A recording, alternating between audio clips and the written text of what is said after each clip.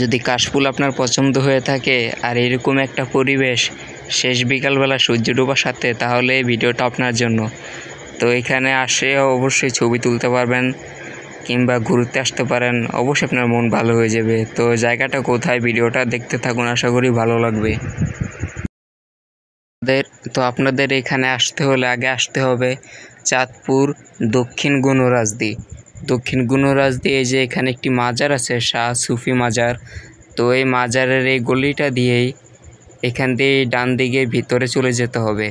একদম এখান দিয়ে সামনে ভিতরে চলে গেলে আপনারা দেখতে পারবেন। তো চলুন ভিতরে যাওয়া যাক। ওই যে মাজারের গম্বুজটা দেখা যায়।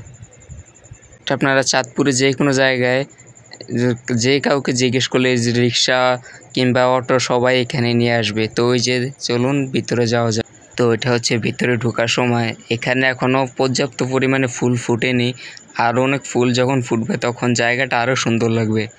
তো আমি এসেছি এখানে বিকালবেলা সন্ধ্যাবেলা, তাই ভালো করে সব কিছু দেখাতে পারলাম না। এখানে কিন্তু পাশে একটা নদীও আছে, নদীর পাড়ে যে এখানে এরকম বালি আছে, মানে পরিবেশটা অনেক সুন্দর লাগবে এখানে। আশা করি আপনাদের ভালো লাগবে, অবশ্যই আসবেন।